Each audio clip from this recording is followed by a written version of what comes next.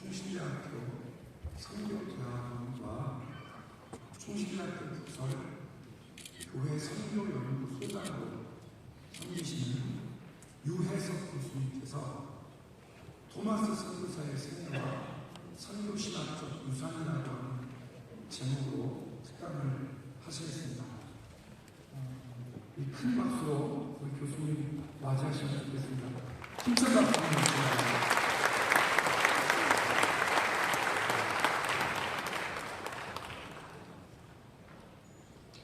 오늘 나누고자 하는 하나님의 말씀을 먼저 읽고 강의를 하도록 하겠습니다. 요한복음 12장 24절입니다. 제가 읽도록 하겠습니다. 하나의 밀이 땅에 떨어져 죽지 않으면 하나를 그대로 있고 죽으면 많은 열매를 맺느니라. 존경하는 청자분 그리고 임원 여러분, 이번 목사장으로 기도회를 준비해 오신 대동현 목사님과 준비위원들의 요구에 감사의 마음을 드립니다. 저는 1990년에 공부를 하러 성전유학을 영국으로 갔습니다.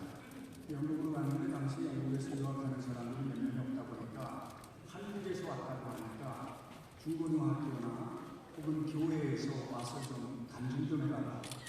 학교에서는 또 이제 강의를 좀 해달라. 그래가지고 부르더라고요. 그래서 한국에 대해서 소개를 하면 꼭 그분들이 뭐라고 질문하냐면 한국이 어디냐? 한국이 심지어 어떤 분은 뭐라 그러냐면 한국이 중국의 한 주냐? 일본의 한 섬이냐? 이렇게 물어봅니다. 저는 일본말만 듣는 야마가 봐요. 그러다가 이제 1990년에 이집트로 갔어요. 이집트로 갔는데 이집트 사람들은 나만 보면 김일성 최고입니다. 제가 김일성하고 뭐가 다르겠습니까? 그래가지고 왜 그러나 이집트 역사를 봤더니 저희는 몰랐는데 중동 3차, 4차 전쟁 때 북한이 아랍연합군편에서 이스라엘과 싸웠어요. 공군 비행기와 조종사를 보냈어요. 그래서 이 아랍의 22개 나라들이 북한과 협력을 맺었어요. 김일성 죽기 전에는 남한하고 국교 맺지 않는다고 결의를 했어요. 그리고 1970년대까지는 북한이 남한보다 더 잘 살았어요. 남한 보면 김일성 최고예요. 그러다가 2005년에 그 겨울연가라는 드라마를 이집트에서 상영했어요. 근데요, 그 시청률이 65%였습니다. 여러분은 무슨 얘기를 그냥 논란을 처리하고 이 65%는 굉장한 거예요. 한국에서도 20% 넘어가면 난리인데 65%는 전 국민이 다 보는 거예요. 이집트 같은 경우는 지방을 가다 텔레비가 한 대씩밖에 없어요. 그러니까 동네 사람들이 전부 모여가지고 텔레비 앞에서 보는 건데 65%는 굉장히 높은 겁니다. 다시 하겠습니다. 2005년에 이집트에서 겨울연가라는 드라마를 했는데 그 시청률이 65%였습니다. 저는 그때 굉장히 좋았어요. 사람들이 저보고 배영준 닮았다고. 우리 집사람이 아니라고. 안성도 젊었을 때하고 똑같다고. 근데 그게 딱 끝나자마자 별에서 온 그대라는 드라마가 시청률이 80%. 근데 우리 집사람 신났어요. 사람들이 다 집사람 보고 전지현 닮았다고. 내가 아니라고. 비니의 젊었을 때하고 똑같다고. 그렇게 위로하면서 사는데 2006년에 송일국 씨가 출연한 드라마 주몽이 85%, 또 끝나고 대장금이 90%, 대장금 끝나고 중동의 모든 가전제품의 65%가 메이드 인 코리아로 바뀝니다. 한류가요 대단합니다. 근데 한국 사람들이 드라마 잘 만들고 노래 잘 만들어가지고 한국의 한류가요 분위기가 아니에요. 왜 열광을 하냐면 1953년에 한국의 GNP가 76달러였습니다. 이 76달러가 뭐냐? 무슨 얘기냐? 제가 유엔의 자료를 조사해 봤더니 이 지구상의 250개 나라 가운데 두 번째로 못 사는 나라가 대한민국입니다. 그런데 두 번째로 못 사는 나라가 대한민국이고 2차 세계대전이 끝나고 전 세계의 84%의 땅이 제국주의 아래였다가 해방이 되면서 140개의 신생 독립국가가 만들어집니다. 근데 이 신생 독립국가 가운데 OECD로 가입한 나라는 지금도 대한민국 하나밖에 없습니다. 전 세계 250개 국가가 있지만은 그 가운데 개발도상국이 선진국에 가입한 나라는 대한민국 하나밖에 없습니다. 역사상. 그러니까 열광을 하는 겁니다. 개발도상국이나 제3세계의 모델이 되는 거죠. 한국의 근대화의 배경에는 기독교의 성장이 있습니다. 여러분 쫄지 마세요. 기독교가 진리입니다. 작년에 문공부가 전 국민의 종교를 조사했는데 한국 사람들이 제일 많이 믿는 종교가 프로테스탄트 개신교입니다. 20%입니다. 지난 5,000년 역사 속에서 수많은 종교가 오고 가는데 왜 대한민국 사람들이 제일 많이 믿는 종교가 프로테스탄트 개신교일까요? 그 이면에는 1884년부터 1984년까지 대한민국에 공식적으로 들어와서 선교하신 분이 3,179명입니다. 수많은 선교사들의 헌신과 희생과 눈물과 순교 후에 한국 기독교가 세워져 있습니다. 특별히 금년에는 토마스가 복음을 전례해준 지 160년 되는 해이고 내년에는 그가 순교한 지 160주년 되는 해입니다. 그래서 한국 최초로 순교한 로버트 존의 토마스 선교사에 대해서 함께 나누려고 합니다. 제가 이집트에서 선교하다가 감옥에도 가고 또 블랙리스트에 올라가서 더 이상 선교를 할 수가 없게 됐습니다. 그래서 어쩔 수 없이 1997년에 이집트를 떠나서 영국 웨일즈에서 선교사역을 하게 됐어요. AD 2000년을 맞이해서 적어도 한국 땅에 토마스와 많은 선교사를 보내주었던 영국 앞에 감사하는 집회를 하자. 그래가지고 2000명의 웨일즈 교회 지도자들을 모아서 세인트 데이비스 홀이라고 하는 세계 3대 템플이 열리는 그 자리에서 김희환 박사님을 초청하고 저하고 둘이 강사로 집회를 했습니다. 근데 그 내용이 BBC 방송에 탐험식으로 나왔어요. 한번 같이 한번 보고 시작하겠습니다. 영상 보겠습니다. An unusual congregation filling the pews in a small church in Hanover near Abergavenny. A 60-strong choir from South Korea has been there, commemorating the man who helped bring Christianity to their country.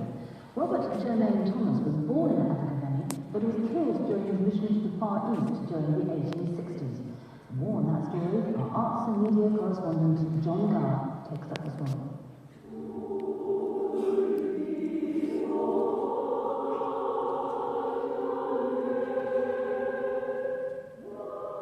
To thank the people of Wales for the gift of the gospel and to commemorate the martyrdom of Robert Jermaine Thomas, 60 people travelled all the way from Southeast Asia to the small chapel of Llanwrwber near Abergavenny.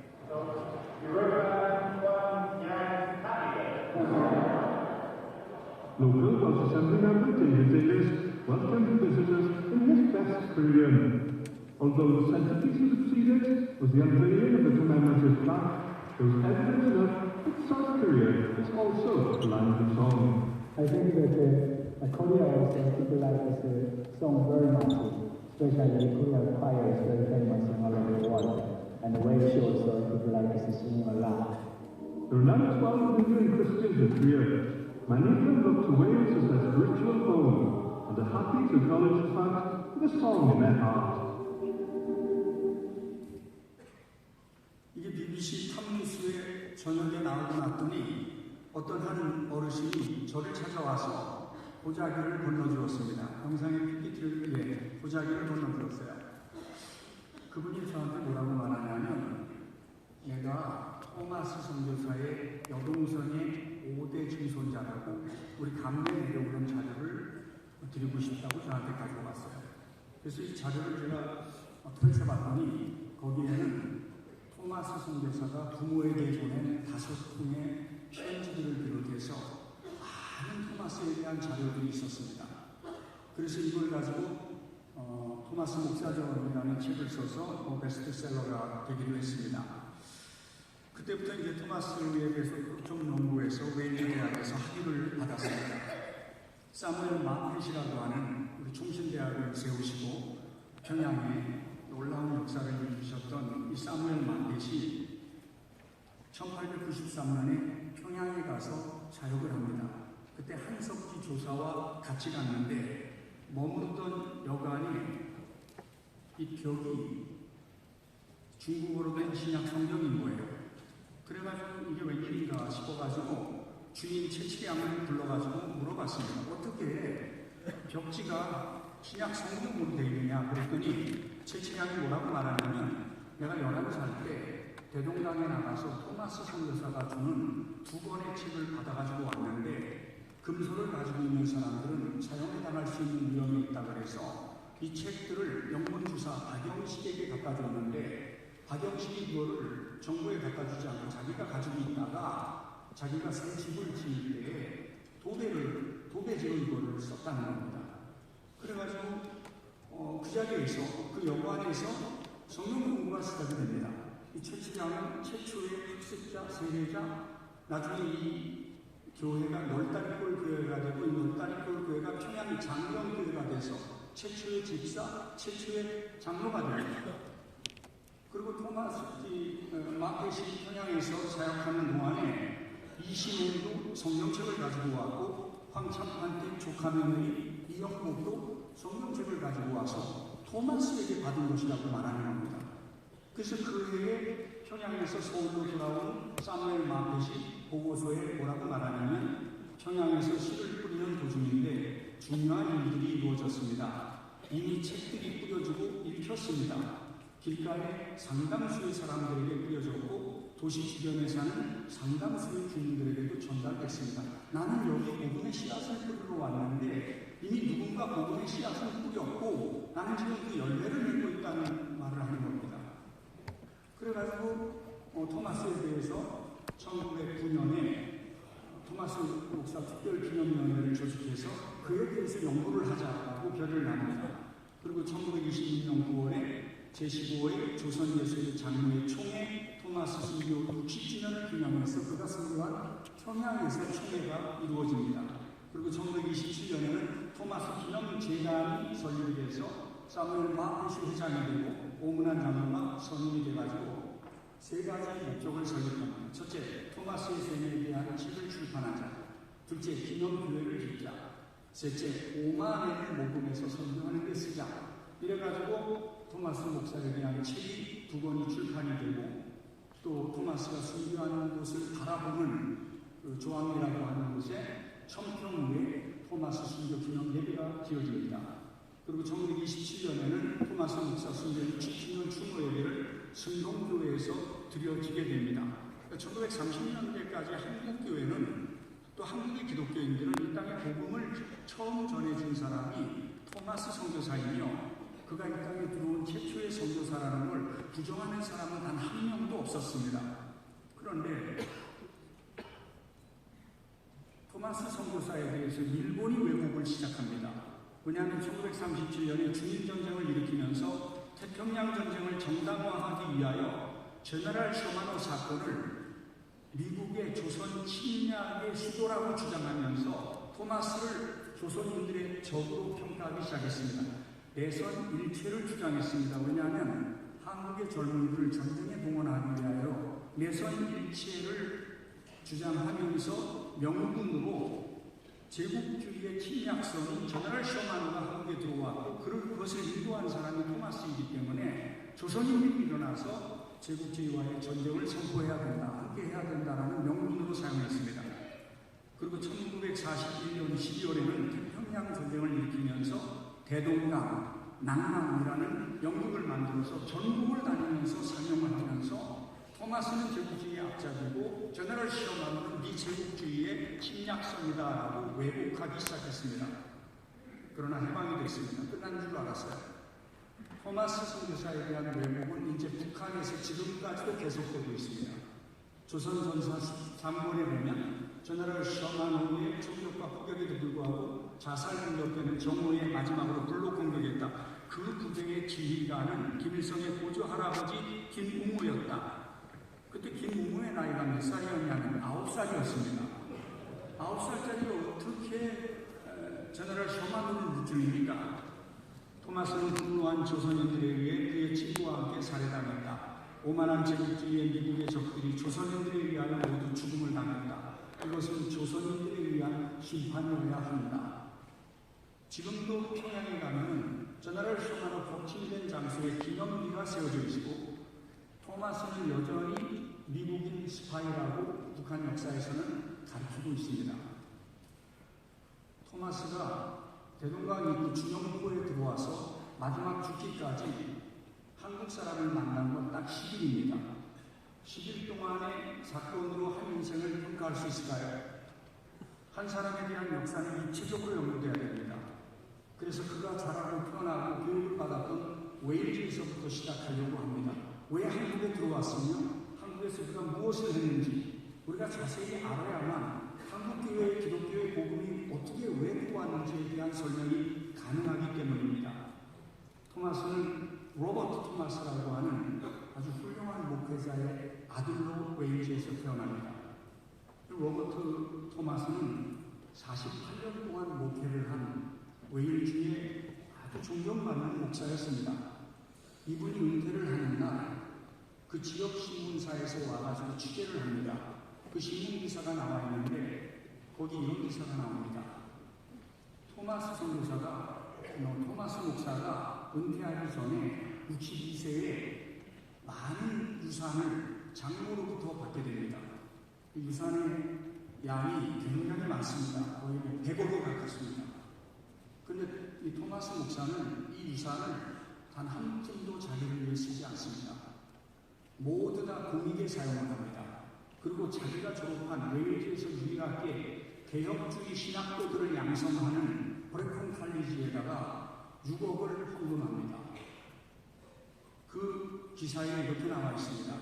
그가 목회 말년에 많은 유산을 받았지만 그 많은 돈이 그의 삶을 바꿔놓지 못했다. 6억이라고 하는 돈을 기증받은 이 브레콘 칼리지가 가만히 있을 리는 없지요. 우리 요새 총신에서도 기숙사를 설립하기 위하여 교수들과 학생들이 하나 돼서 기도하고 있습니다. 6억이라고 하는 돈이 그 시골에서 헌금됐는데 그걸 가지고 분명히 무슨 일을 했을 것이다 싶어서 제가 브레콘 칼리지의 자료를 조사해 봤더니 학교 로비에 로버트 토마스 목사의 초상화가 있었습니다. 이게 지금은 영국 국립박물관에 걸려 있습니다. 훌륭한 목사의 아들로 태어납니다. 27살에 수완지라고 하는 곳에 아주 큰 교회 담임 목사가 됩니다.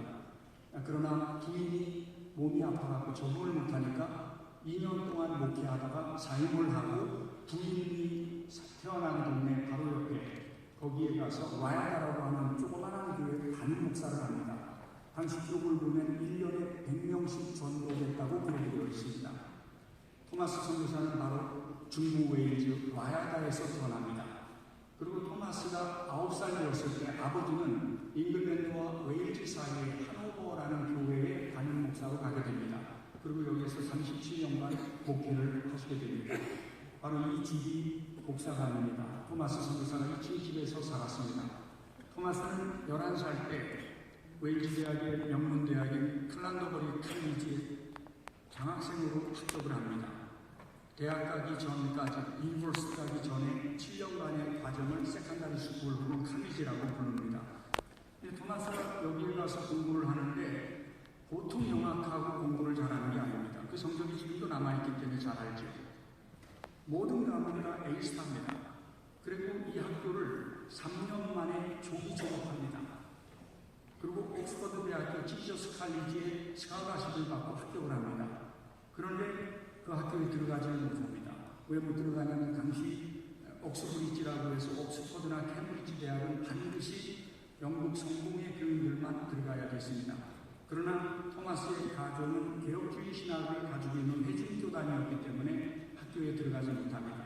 토마스가 졸업할 무렵의 사진입니다. 이 가운데 한 명이 토마스지요.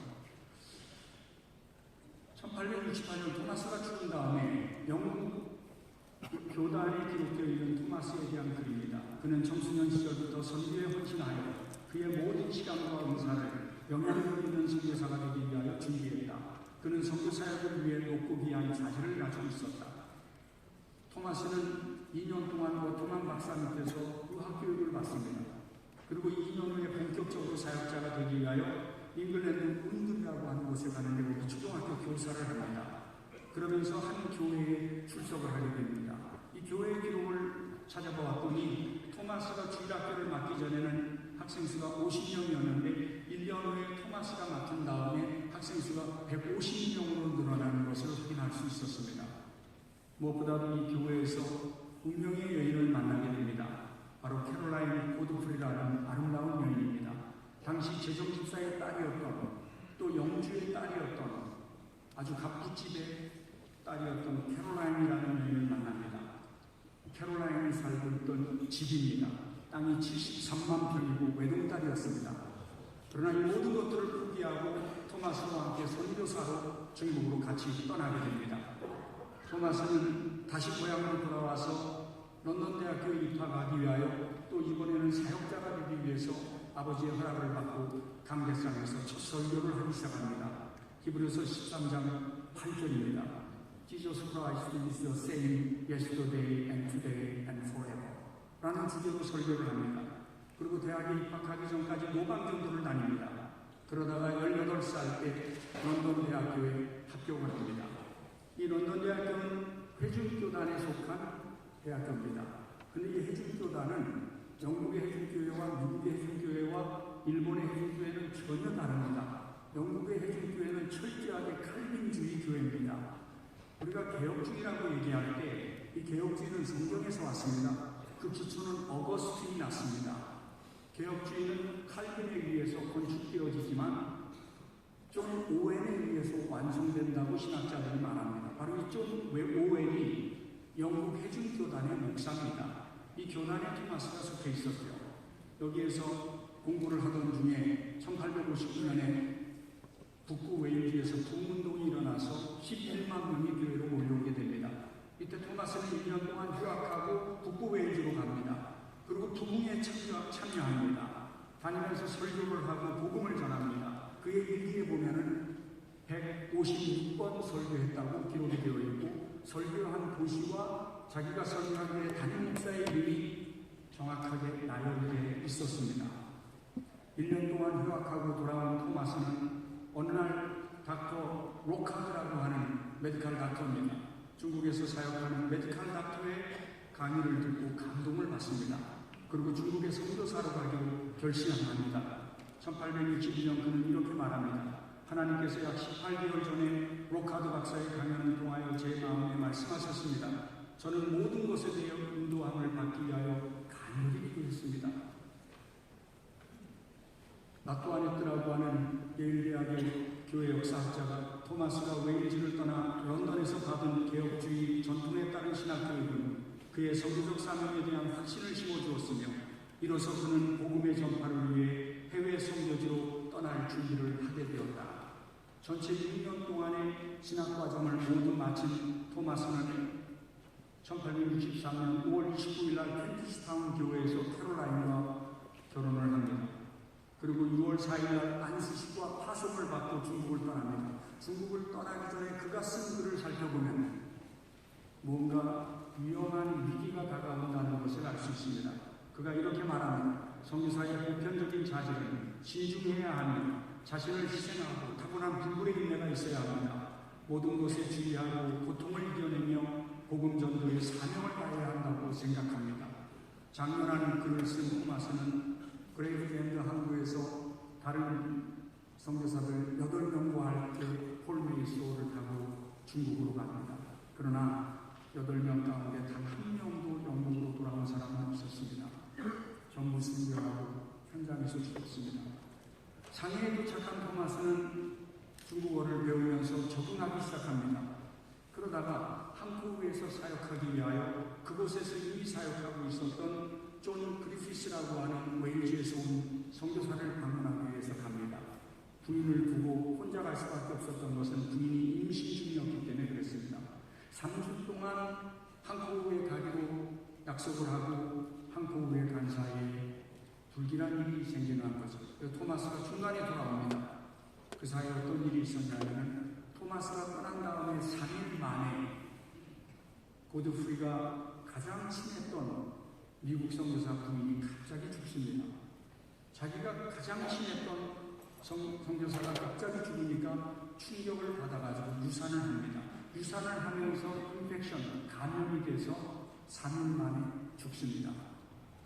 토마스가 돌아오다가 자기 부인을 돌봐주었던 의사를 만납니다. 그 의사가 쪽지를 전해줍니다.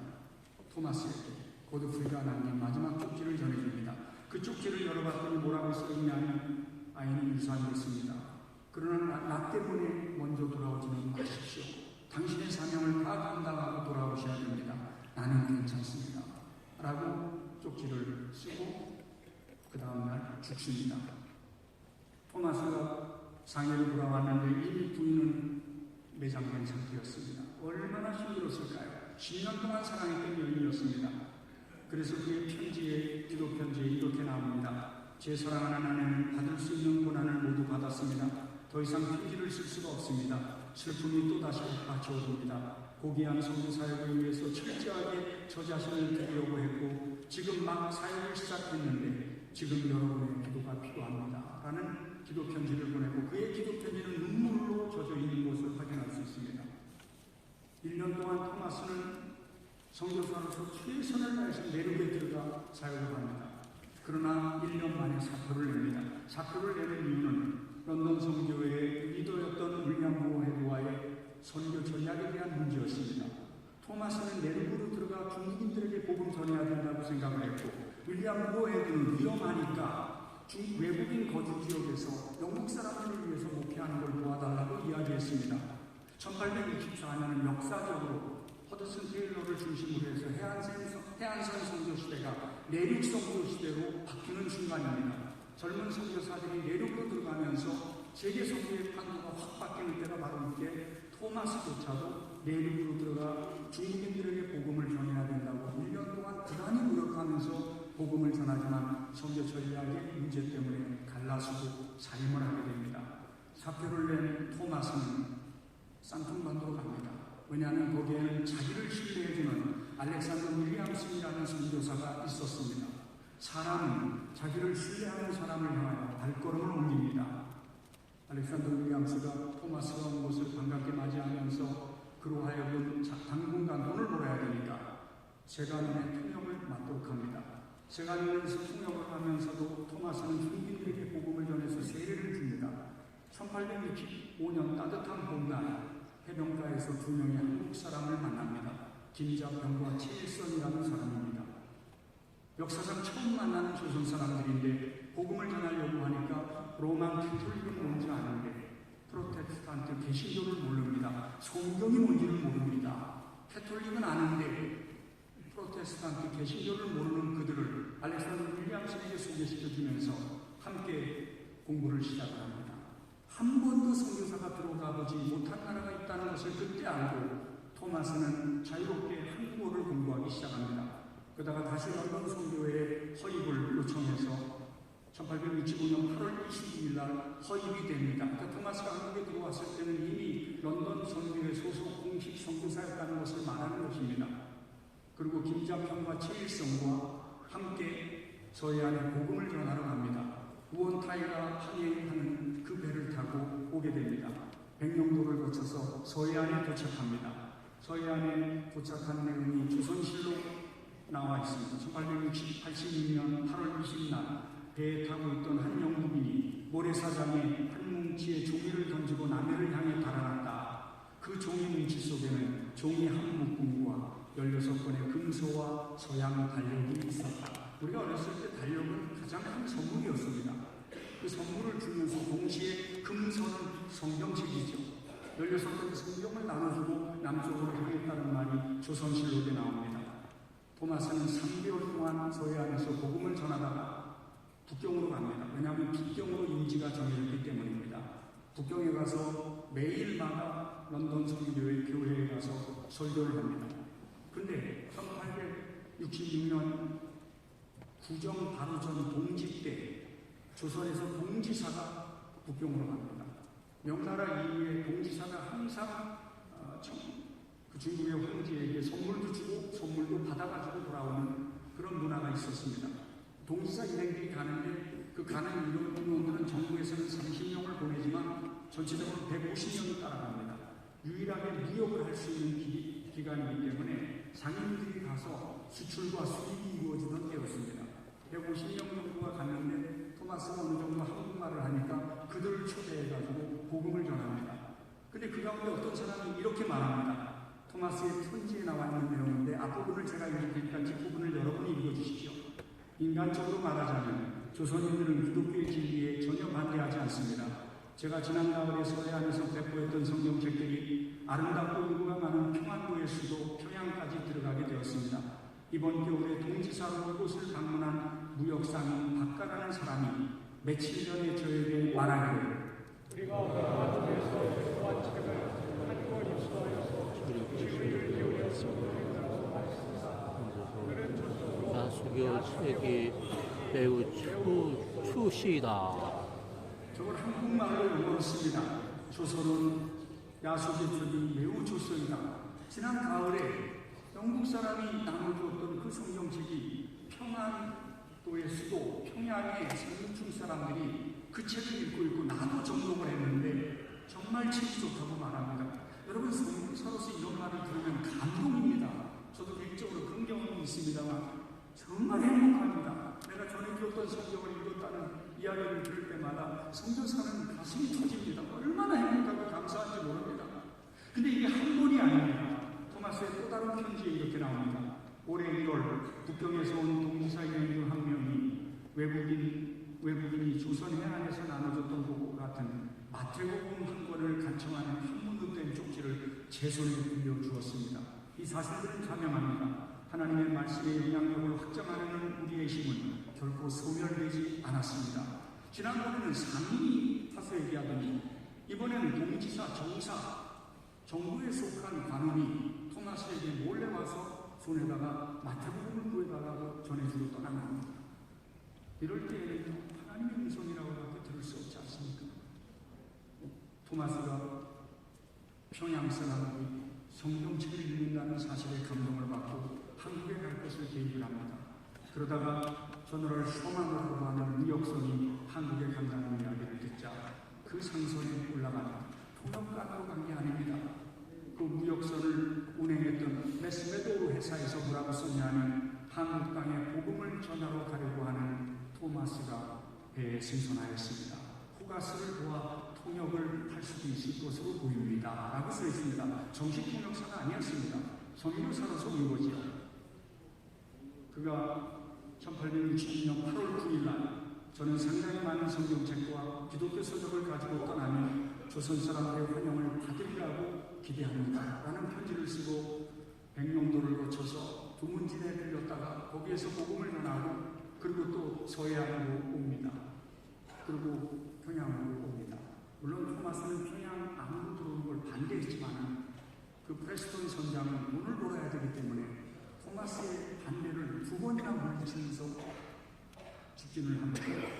토마스가 한국에 들어와서 했던 일이 뭘까요? 첫 번째, 성경책을 전달해줬습니다. 배에 축송을 해가지고 영국의 케이크를 먹여줘 가면서 성경책을 전달했어요.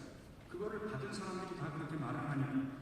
두 번째로 개신교의 진리가 로마 캐톨릭하고 뭐가 다른지에 대하여 문정당들에게 자세하게 전하면서 기독교가 진리라고 하는 것을 설명해 주고 있습니다. 세 번째가 저널 성안으로 밖에 나가서 전도 활동을 했습니다. 평양 근처 석호정에서 있었던 일입니다. 김영석은 토마스가 배포한 책 중 하나를 받았다. 그는 책을 집으로 가져와 책상에 몰래 보관하고 틈틈이 읽었다. 마침내 그는 이 책을 통해서 기독교의 진리를 알게 되었고 이를 아들 김종동과 조카 김종섭에게도 가르쳤다. 두 사람은 후에 장로가 되었다. 호리에서 500권, 석호성에서 100권. 평양기에 보면 토마스는 만나는 모든 사람들에게 신약 성경과 책을 나누어 주었다고 말하고 있습니다. 그러나 소크라테스가 얘기했나요? 악법도 법이라고 했지 않습니까?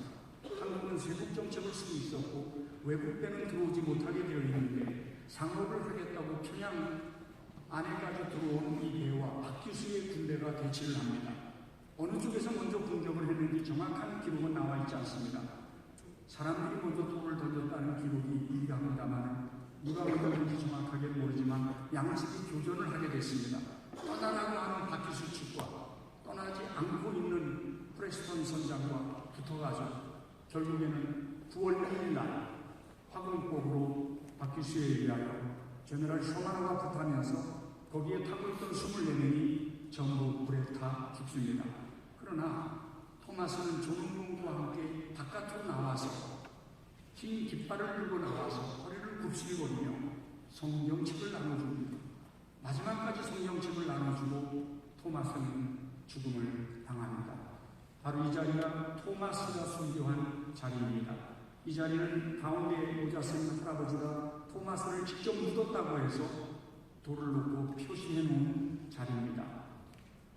토마스가 한국 땅에 와서 복음을 전하다가 순교한 그 결과는 뭘까요? 첫 번째, 토마스 선교사가 가져온 성경책에 의하여 훗날 초기 기독교인들이 일어납니다. 홍신길 19살 때 토마스를 만나 성경책을 받은 사람입니다.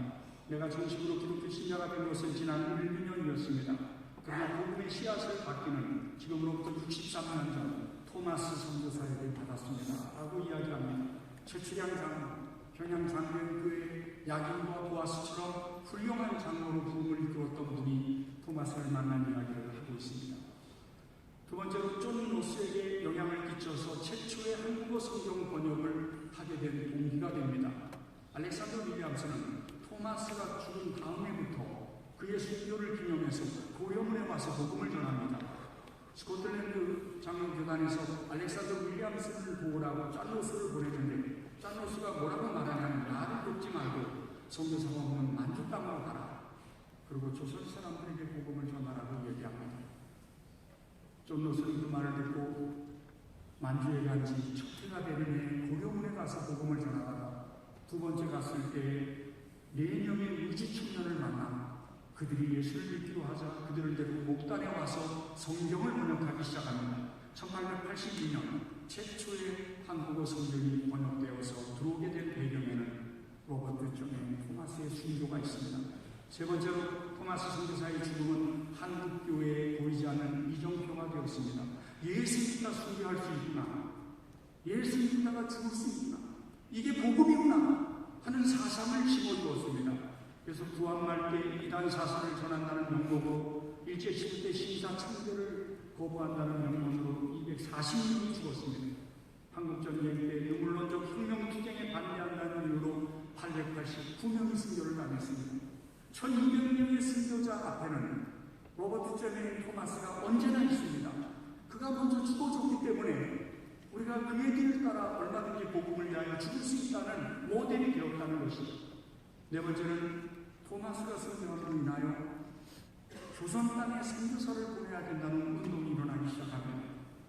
아까 말씀드렸던 그리피스 존, 한국에서 사역하던 그리피스 존은 토마스가 죽은 지 2년 후부터 조선 땅에 선교사를 보내야 된다고 끊임없이 요구하고 또 요구하고 울면서 사정을 하면서 조선 땅에 복음을 전해야 된다고 영국에 편지를 씁니다. 다섯 번째, 토마스의 죽음과 제너럴 쇼마노 사건은 조미스워 통상제하고 연결됩니다. 미국의 상하와 합동으로 슈베르트 제독에게 정권을 불망합니다. 슈베르트 제독은 제너럴 쇼마노 사건을 수사하러 왔던 셰난도의 선장이었습니다. 너무나 이 사건을 잘 알았습니다. 그래서 부산에 와서 고종에게 미안하다는 편지를 보내면서 수교를 하자 그러고 고종이 말을 듣지 않습니다. 그러니까 곧장 중국으로 가가지고 이용장을 만납니다. 그래서 조선과 수교를 맺게 됩니다. 1882년 제물포에서 수교를 맺는데 조미수호 통상조약은 평등조약이었습니다. 일본과 맺은 시모노세키 조약이나 중국과 맺은 북경조약하고는 전혀 다른 완전 평등조약이었습니다. 이 조약 11조에 근거하여 알렌이 한국 땅에 복음을 전하러 들어오게 되는 근거가 되는 것입니다.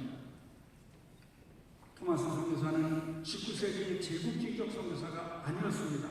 그가 쓴 모든 자료들을 전부 모아서 읽어보고 또 읽어보아도 그는 교만한 제국주의적 선교사가 아니었습니다. 그러나 제국주의 시대의 무역전쟁에 희생을 당한 겁니다. 토마스에게 전달할 쇼마노는 복음을 전하기 위한 교통수단이었을 뿐입니다. 토마스가 죽은 다음에 2년 후에 영국교단 명간에 기록된 토마스에 관한 글은 이렇게 나옵니다. 그는 사역을 위하여 마지막 순교라는 진취적인 과정을 밟았다. 그가 조선에 간 목적은 언어를 완벽하게 구사하여 성경을 번역하고 어두운 땅에 기독교를 세우는 것이었다. 그는 고귀한 사역을 하려고 했다. 어쨌든 그는 실패했고 그렇게 떨어졌다. 이 어두운 땅에 언젠가 이 말씀이 적용될 것이다. 그의 뜻이 이루어지리라. 오늘 이 자리가 그런 자리가 아닌가요? 결론입니다. 토마스는 복음의 열정을 가지고 두 차례에 걸쳐서 선교여행을 왔다가 한국 개신교의 첫 번째 순교자가 되었습니다. 그럼에도 불구하고 일본과 북한에 의하여 토마스의 순교는 왜곡되어 갔습니다. 또한 1980년대에는 토마스의 죽음을 순교로 보기 어렵다는 한국 사학자들의 연구도 있었습니다. 한국 사학자들의 연구는 실증주의 역사관에 기초하고 있습니다. 그러나 기독교의 역사는 선교의 역사이며 선교의 역사는 선교사들과 그를 수용한 기독교인들의 역사입니다. 따라서 선교사의 삶과 선교 활동에서 하나님의 존재와 개입을 부정한다면 기독교의 역사는 존재하지 않을 것입니다. 토마스의 순교자의 지위와 그의 선교에 대한 열정은 한국 기독교인들의 가슴 속에 살아있습니다. 시대가 바뀌고 신앙과 사관이 바뀐다 해도 그가 살았던 삶과 신앙 그리고 선교사로서의 태도는 여전히 남아있습니다. 이러한 신앙과 사상을 연구하여 그의 죽음을 순교로 바라보는 이 시대의 기독교인들이 계속 발전시켜 나가야 될 일입니다. 토마스의 죽음의 마지막 결론은 모든 육체는 불과 같고 그 모든 영광은 들의 꽃과 같으니 푸른 마르고 꽃은 떨어지되 오직 주의 말씀은 영원히 서리라. 이 말씀이 곧 너희에게 전하는 복음이라. 토마스는 하지만 그가 전했던 그 말씀은 오늘도 우리의 가슴 속에 살아있고 우리가 있는 각 초소에서 교회에서 실천될 수 있다고 확신합니다. 저는 2001년에 영국 국회에서 설교를 하러 와달라는 요청을 받았습니다. 고든 브라운이 편지를 보냈는데 토니 블레어가 수장이었습니다. 국회에 갔더니 고든 브라운이 안내를 하는데 아버지가 장로교 목사가 얼마나 저를 따뜻하게 맞이해주는지 하원장실에 가서 대기하고 있다가 국가조창기도에 갔습니다. 700명의 국회의원들과 지도자들이 있었습니다. 제가 설교를 하다가 마지막에 결론을 이렇게 내렸습니다. What was the tragedy of the British Church? 영국교회 비극이 뭐였길래 조선 땅에 첫 번째 순교자를 보내줬고 수많은 선교사를 보내주었던 영국교회가 그냥 꿀이 됐느냐고 이야기했습니다. 가난하게 이야기하려는 것이 아닙니다. 25년 동안 외국에서만 살다가 한 세계를 외국에서만 살다가 한국에 들어오는 저로서는 지난 30년 이전의 한국교회와 지금의 한국교회가 뭐가 다른지 눈에 보일 수밖에 없었습니다. 그래서 정리를 해봤습니다. 오늘날 한국 안의 비극은 무엇일까? 과거가 도대체 뭐가 달라졌을까? 첫 번째는 교회 안의 성공 지상주의입니다. 예수 믿고 아파트 평수 늘리는 것만 축복이 아니죠. 주님과 동행하는 것이 축복이죠. 어떤 환경, 어떤 조건 속에서라도 주님과 함께하는 것이 축복이죠. 자본주의의 성공 개념이 교회 안에 들어와서 진정한 성공에 대하여 망가뜨려진 것이 눈에 보일 수밖에 없습니다. 두 번째는 신앙의 사사화입니다. 신앙은 나 하나 잘 먹고 잘 살다가 천국 가는 것이 아닙니다. 예수님의 보혈은 공유되어야 합니다. 왜냐하면 하나님의 나라가 확장되어야 하기 때문에 신앙은 사적인 개념이 아니라 공적인 개념입니다. 마지막으로 배타성 복음은 이타적인 것이 아닌가요? Not for self. 이 모든 것을 한마디로 표현하면 우리 한국교회가 과거에 비해서는 이기적이 되어가고 있다는 것입니다. 기독교가 어떻게 한국에 들어왔는지 생각해야 됩니다. 토마스를 시작으로 3,579명의 선교사들이 이 땅에 합법적으로 파송되어 들어와서 헌신하고 희생하고 순교하고 자신들을 내어놓았습니다. 왜 호남 지역에 복음할 일이 없습니까? 남양모 교단에서 호남 지역을 맡았는데 1920년대까지 남양모 교단의 공식 기록에 호남 지역에서만 순교한 선교사가 67명입니다. 우리 교회가 이거 안 가르칩니다. 예수 믿고 순교하고 고생하고 희생을 할 수 있다는 것을 안 가르칩니다. 얼마나 많은 선교사들이 헌신하고 희생하고 눈물을 흘렸고 있습니다. 이 선교의 빛을 갖기까지 우리는 이기적일 수가 없습니다. 다시 원색적인 복음으로 십자가로 돌아가야 됩니다. 또 다른 토마스가 일어나야 되고 선교는 계속되어야 됩니다. 그 이유는 선교가 교회를 위해서 존재하는 것이 아니라 교회가 선교를 위해서 존재하기 때문입니다. 개신교 역사를 보십시오. 교회는 선교하는 동안까지만 부흥합니다. 성장합니다. 선교하는 눈에 보이기에는 제 정도 많은 것 같고 편한 것 같지만 천만의 말씀입니다. 그때가 내리막길 걷는 순간입니다. 다시 한번 우리에게 짊어지고 있는 이 선교의 빛을 갚아야 됩니다. 마지막 PPT로 오늘 강의를 마치려고 합니다. 이 사진은 지금까지 알려진 사진과는 전혀 다르게 한 2년 전에 수완지에서 찍은 사진입니다. 토마스가 더 젊었을 때의 모습입니다. 그의 마지막 편지, 마지막 구절은 이렇게 끝납니다. 조선인들은 어느 민족보다 복음 진리에 관심이 많은 민족입니다. 이런 나라를 꿈꾸며, 오늘과 같은 이런 나라를 꿈꾸며 기꺼이 순교했던 토마스를 비롯한 순교자들에게 부끄럽지 않은 한국교회, 한국의 교단이 되기를 간절히 소망하면서 이 강의를 마칩니다. 경청해 주셔서 고맙습니다.